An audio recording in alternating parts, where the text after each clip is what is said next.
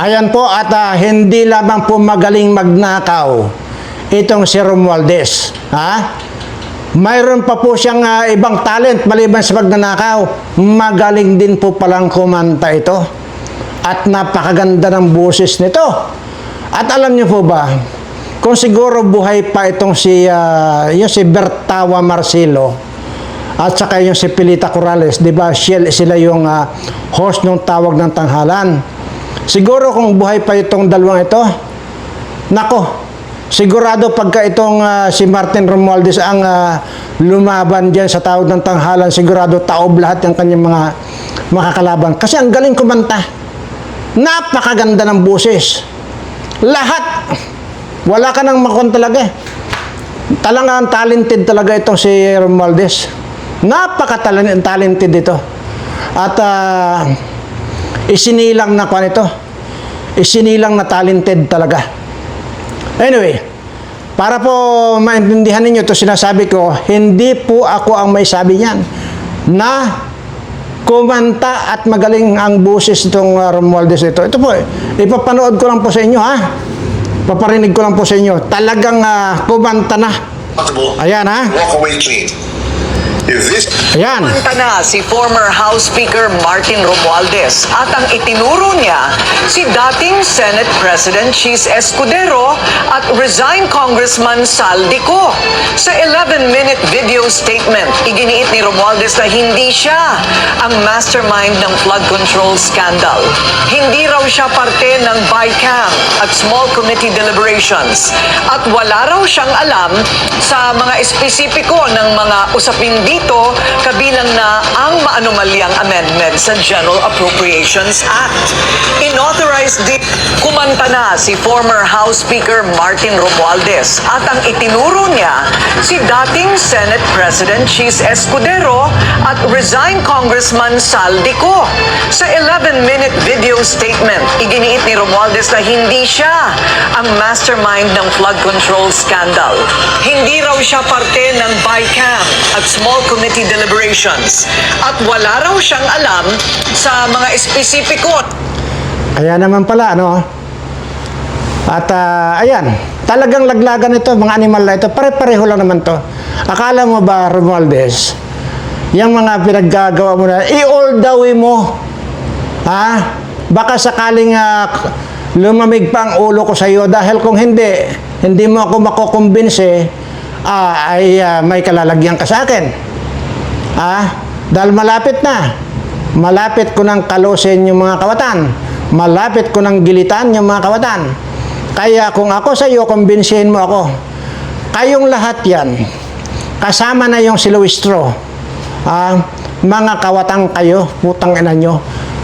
Ano yung 3,000 square meter na binili mo dyan sa McKinley Road? 3,000 3,000 square meter. Ang per square meter po niyan ay nasa 250,000. Ang isang per square meter, yung ganyan lang. Kudrado, 250,000. Kayo na ang kumumpute, 3,000 square meter yan. At 250,000 bawat per square meter.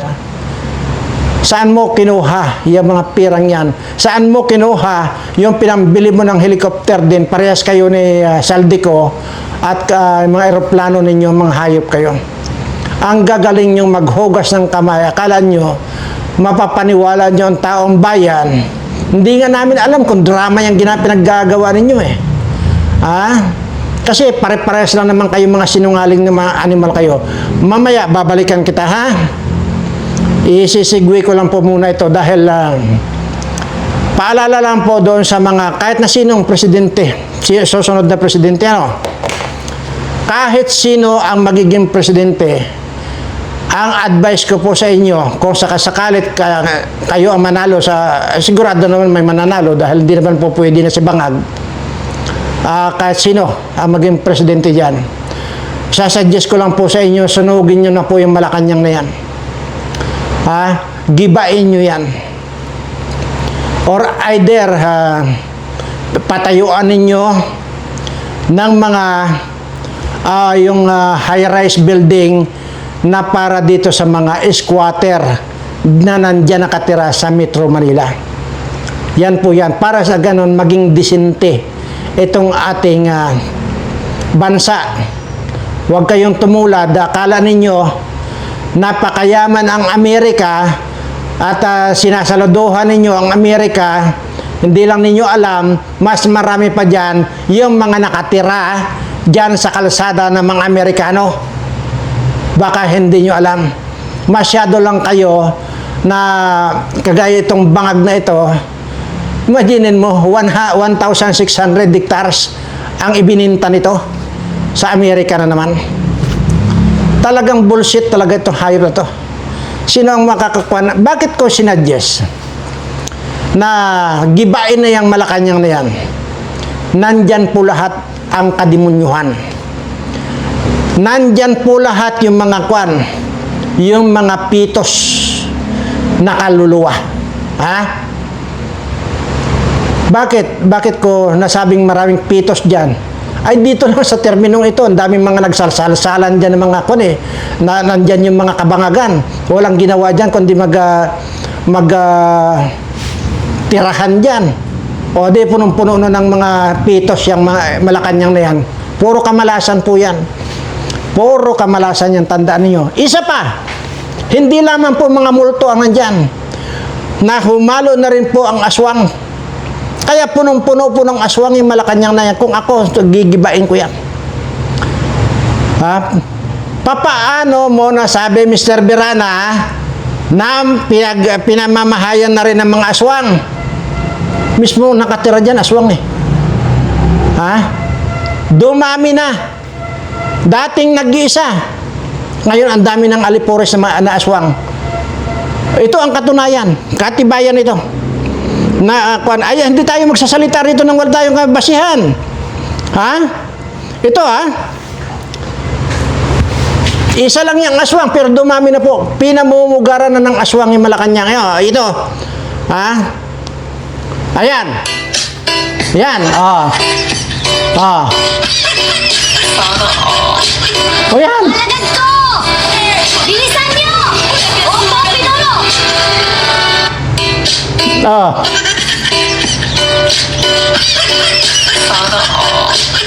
Mga alagad ko! Bilisan niyo! Opo, Pinolo! Kaya kwan talaga yan. Puro na yan. Puro demonyo na ang nandyan. Puro multo ang nandyan. Puro pa mga pitos yung mga yung mga kwan dyan. Imagine nyo, dyan pa tumira yung may yung kanta na si Lorna, si Aida, si Lorna at si Pe. Mayroon ng mga sakit na Aida yung mga nandyan. Grabe ang kababoy nito. Maniwala kayo sa akin. At ano pa ba yung nandito? Ito tanggi ng tanggi. Itong si Romualdez na wala siyang kinalaman dyan sa nakawan dyan. Pare-pareho kayo mga putang na dyan. Ito panoorin nyo. How can I be the mastermind? It is because of our dear speaker. How can I be the mastermind? Kaya may aik dahil ni speaker. How can I be the mastermind? Kaya may akaw dahil ni speaker. How can I be the mastermind? Kaya may tupa dahil ni speaker. How can I be the mastermind? Kaya may mga barangay road dahil ni speaker. How can I be the mastermind? Kaya may patubig dahil ni speaker. How can I be the mastermind? At kaya may groundbreaking ngayon dahil ni speaker. I am supposedly the mastermind of this corruption scheme. See?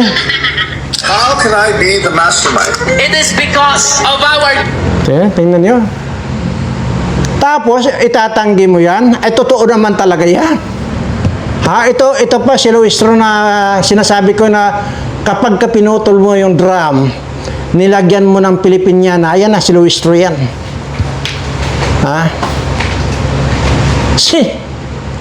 Ano yung mga pinagbabayaran nyo doon sa PIPI ninyo? Yung People's Initiative mo?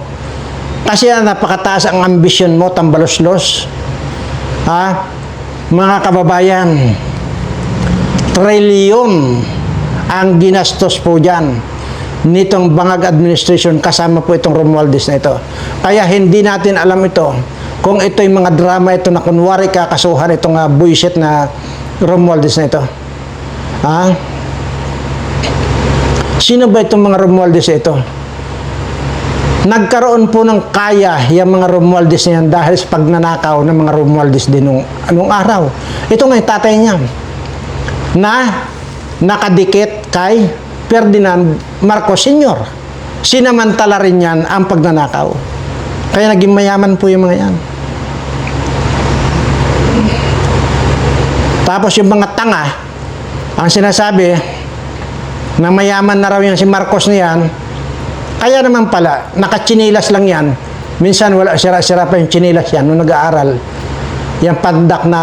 Kaya ito, kahit 1,000 taon na nakalibing itong Marcos na ito, kamura-mura pa rin itong putang anang yan eh. Ha?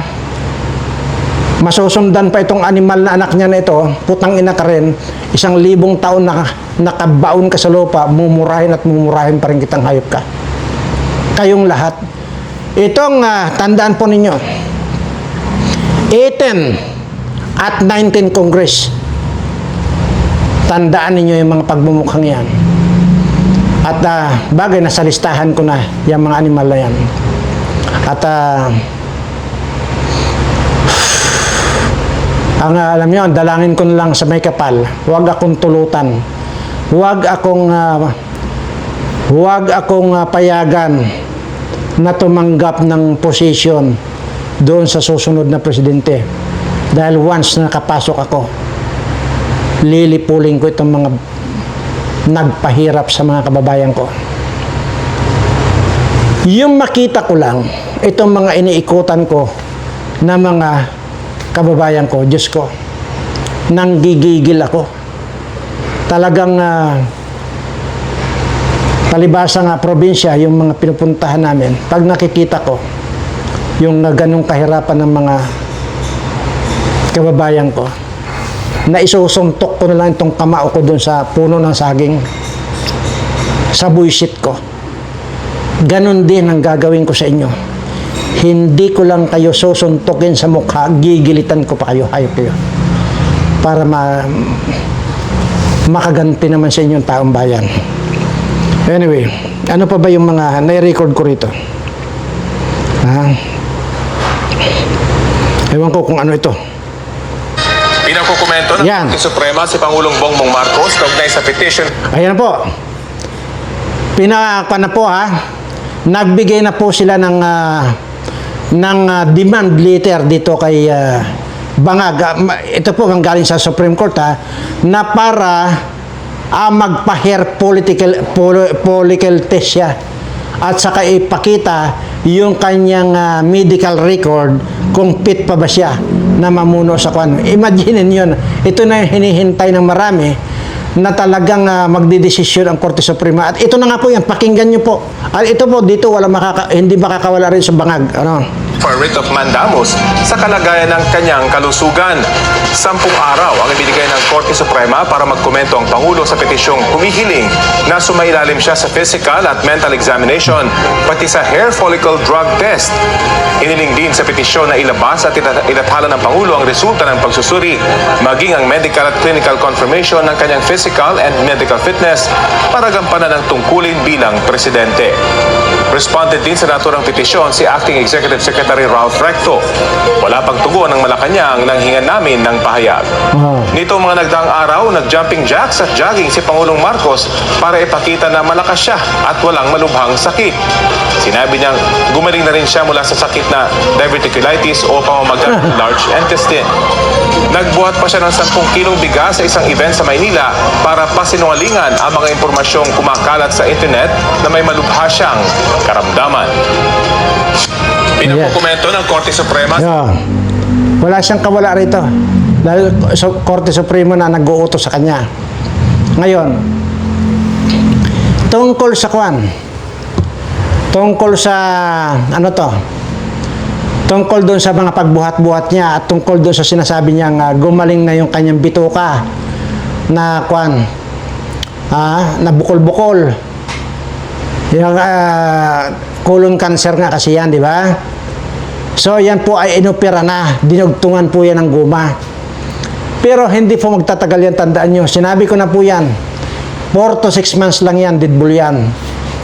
Kung yan pa rin, yung Marcos na yan, yung pagbuhat-buhat, ang kwan ko dyan, nako, Diyos mio, alam niyo po ba,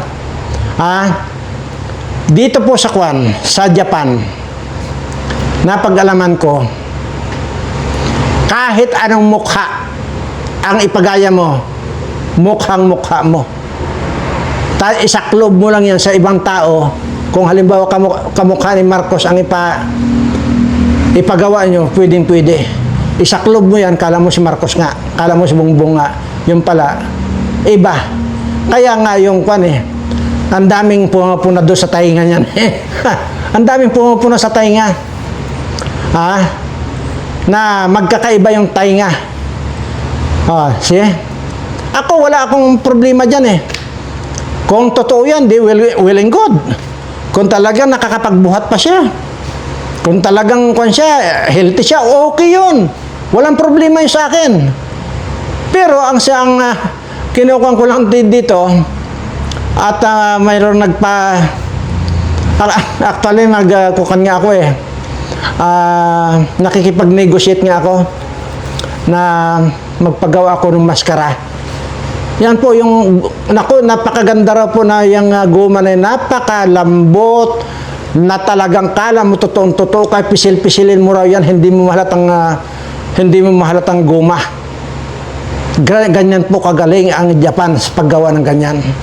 At yun ay hindi ko naman sinasabi na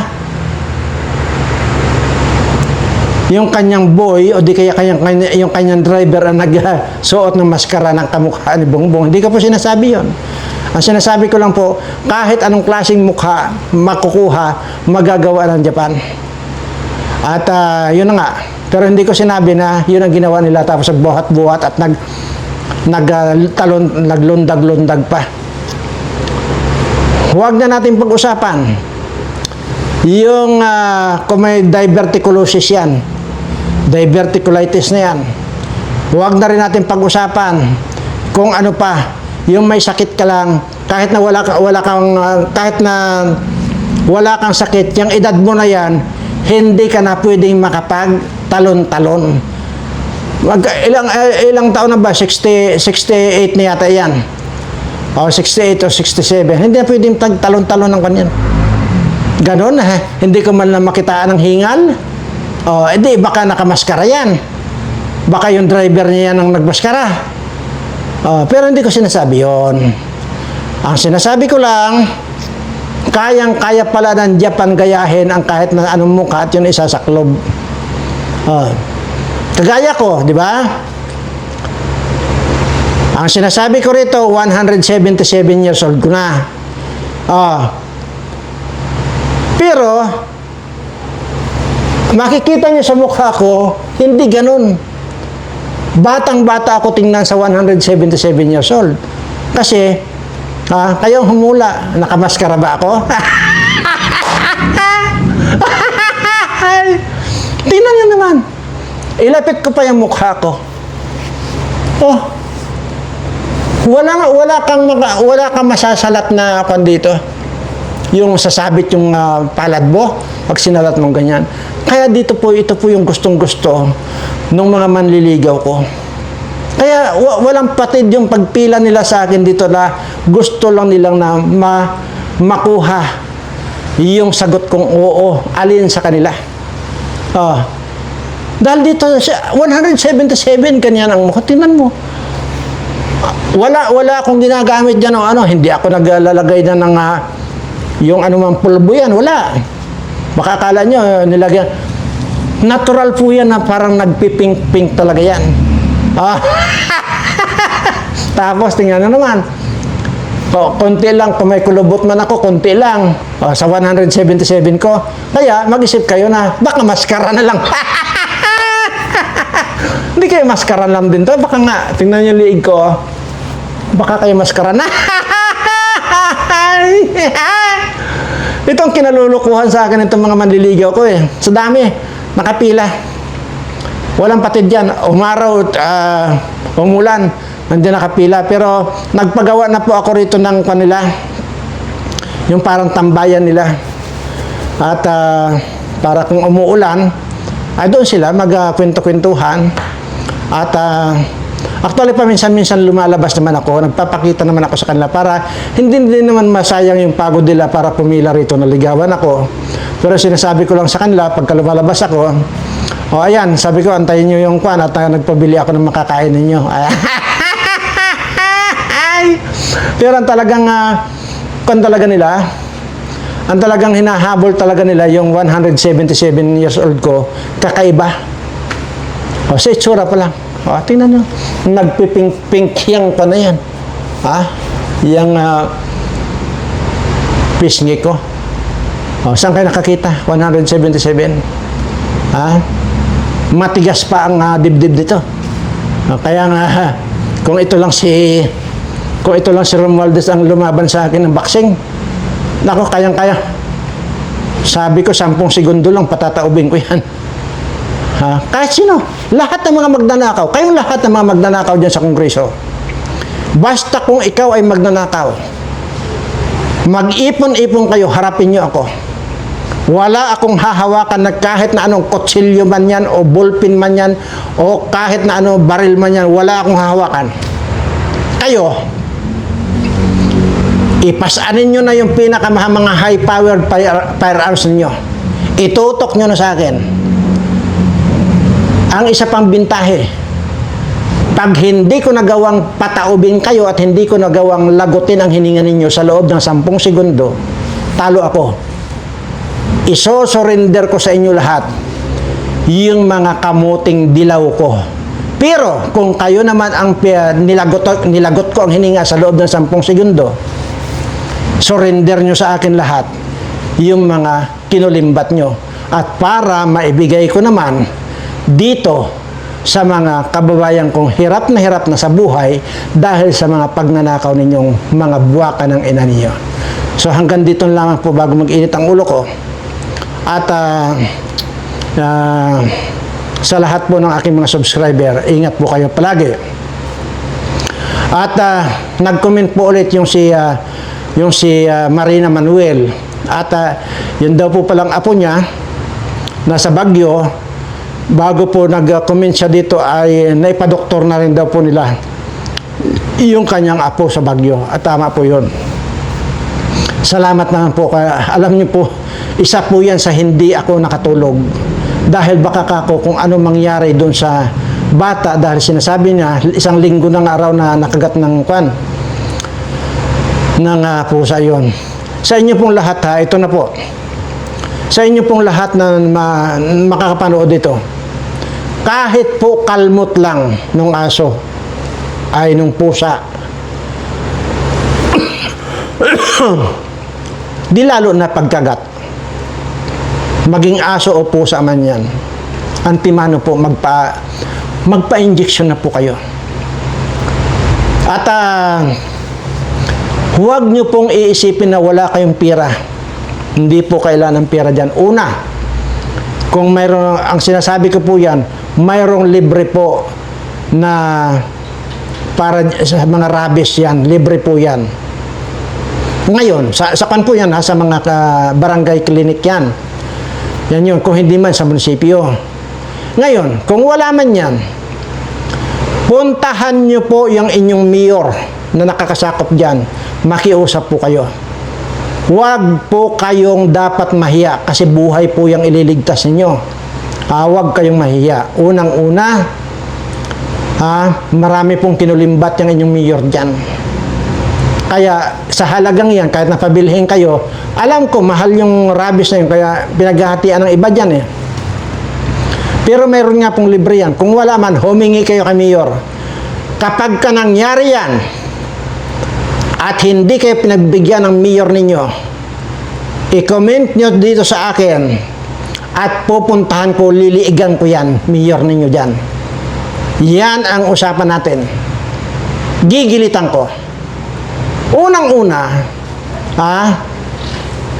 or either dito sa channel ko, babakbakan ko muna. Pagkatapos kong bakbakan dito at sirang-sira ng pangalan niya, saka ko gilitan. Yan yun. Tangin na. Yan lang rabis na yan. Meron niya sa mga barangay. Oh, sasabihin walang stock, magbibili sa kung saan. At di magbigay sila ng pira. Huwag po kayong papayag, huwag kayong mahiya na humingi dyan sa mga mayor ninyo. Ayan po, hanggang dyan lang. Sabihin nyo po sa akin, isumbong nyo sa akin. At babakbakan ko yan. Kung mayroon akong pagkakataon, pupuntahan ko mismo yan, pipilit-pitin ko ang liig niyan. Ano po? So, alalang-alala talaga ako doon sa 17 years old. Imagine nyo, sa 17 years old, 17 years na nakasama ninyo yung apo ninyo, halimbawa. Tapos sa isang kagat ng pusa, mamamatay lang. Diyos ko naman. Wala po kayong dapat na isipin pa. Diretso na po agad kayo, magpa-injection na agad kayo pag kayo na nakakagat. Wala pong panyan, wala pong gamot niya, mga kung ano-ano dyan na mga herbal, wala pong herbal yan. So, yan po. Maraming salamat po sa patuloy ninyong pagtangkilik sa ating mga ina-upload na video rito. Bagamat walang kakwenta-kwenta, pero lagi ko sinasabi sa inyo, darating ang araw, marirealize ninyo na may kwenta pala itong dinadaldal ko rito. Sa lahat po ninyo, na lalo na dito sa aking mga subscriber, mahal na mahal ko po kayong lahat.